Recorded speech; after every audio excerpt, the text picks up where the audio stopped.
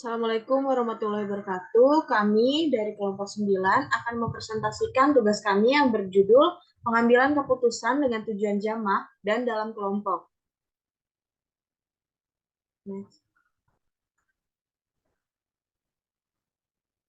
Sebelum kami mempresentasikannya, saya akan memperkenalkan nama-nama dari kami, yaitu saya sendiri Mega Melia Putri, ada Lena Pramesti Simalango, lalu ada Dimas Akbar Mahendra, dan Sabila Hoiroyanti.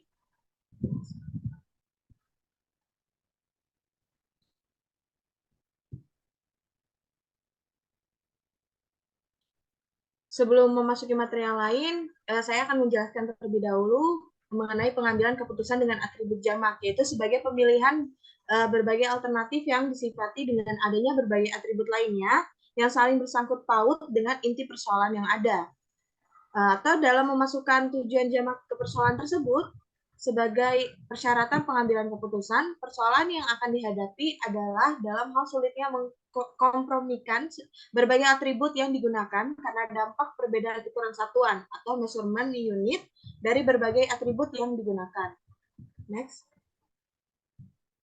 Lalu ada menurut para ahli, contohnya yaitu salah satunya Yun dan Huang pada tahun 1982 merumuskan pengambilan keputusan dengan atribut jamak sebagai pemilihan berbagai alternatif yang disifati dengan berbagai atribut. Atau persoalan yang dihadapi adalah dalam hal sulitnya mengkompromikan berbagai atribut karena dampak perbedaan ukuran yang digunakan. Selanjutnya akan dipresentasikan oleh Sabil.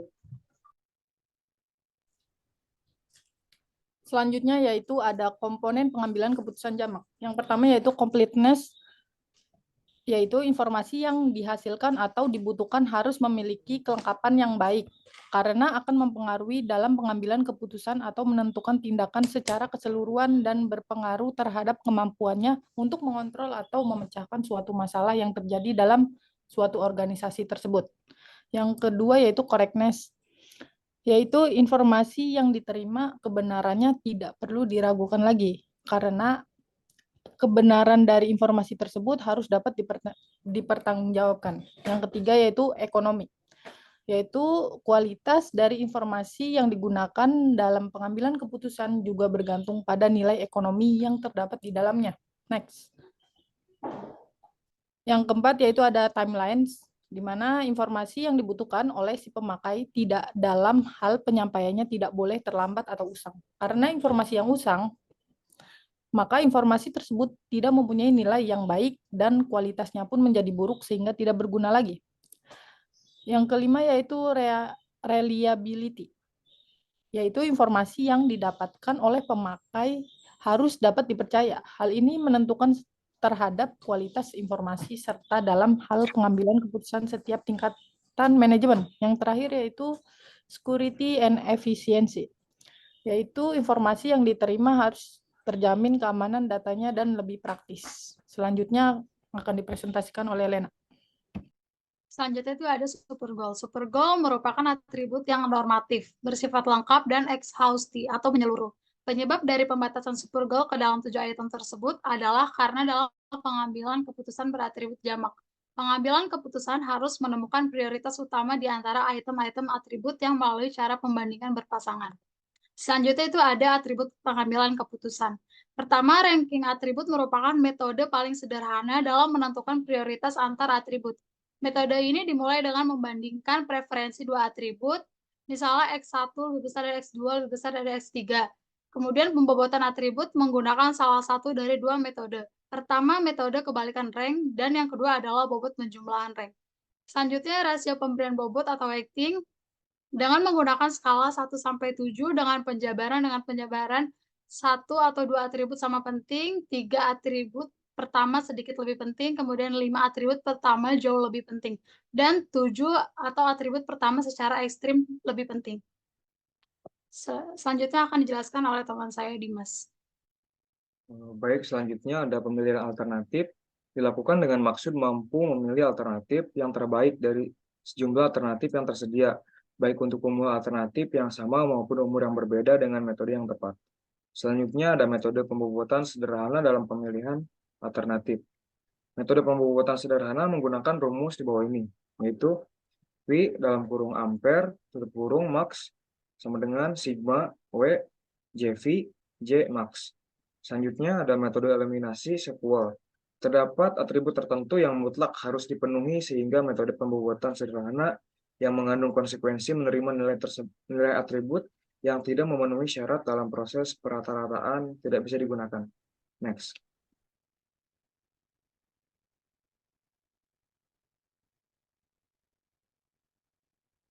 Selanjutnya masuk pada studi kasus. Pada kasus pertama, mengulas tentang tabel teknik bias, yaitu seorang pengusaha memilih media iklan yang sesuai dengan menggunakan alternatif radio, televisi, dan juga surat kabar. Selain itu juga menggunakan kriteria jangkauan, efektivitas pesan, dan biaya. Pemilihan media menggunakan skala ordinal, yaitu sangat kurang, biasa, bagus, dan sangat bagus. Pada alternatif radio, terdapat 4 kriteria jangkauan, terdapat 4 efektivitas, dan juga 3 pada biaya.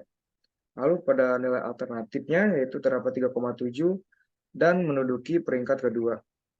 Pada alternatif kedua, yaitu televisi, terdapat 4 pada jangkauan, terdapat 5 pada efektivitas, dan terdapat 2 pada biaya. Lalu nilai alternatifnya yaitu 3,8 dan menduduki peringkat pertama. Yaitu nomor 3 selanjutnya adalah surat kabar, terdapat 4 pada jangkauan, terdapat 3 pada efektivitas, dan terdapat 4 pada biaya. Nilai alternatifnya yaitu 3,6 dan menduduki peringkat ketiga. Selanjutnya yaitu nilai radio. Sama dengan 4 dalam kurung 0,3 tutup kurung plus 4 dalam kurung 0,4 plus 3 dalam kurung 0,3 sama dengan 3,7. Dapat nilai alternatif 1,2 dan 3 masing-masing adalah 3 bagi 7 dan 3 bagi 8 dan 3 bagi 6. Sehingga alternatif terurut adalah 2,1 dan 3. Selanjutnya pada tabel matrik keputusan. Pada alternatif pertama, radio yaitu memiliki 4 kriteria jangkauan, lalu memiliki 4 pada efektivitas, dan memiliki 3 pada biaya. Selanjutnya pada nilai keputusan bias memiliki 3,7. Lalu selanjutnya yaitu televisi, memiliki 4 pada jangkauan, memiliki 5 pada efektivitas, dan memiliki 2 pada biaya. Nah, keputusan pada biasnya yaitu 3,8. Selanjutnya pada alternatif surat kabar. Terdapat 4 pada jangkauan, terdapat 3 pada efektivitas, dan juga terdapat 4 pada biaya. Nah, keputusan biasnya yaitu 3,6. Lalu bobot biasnya yaitu keseluruhan bobot biasnya yaitu 0,3, 0,4, dan 0,3. MPA-nya yaitu 3, 4, dan 3.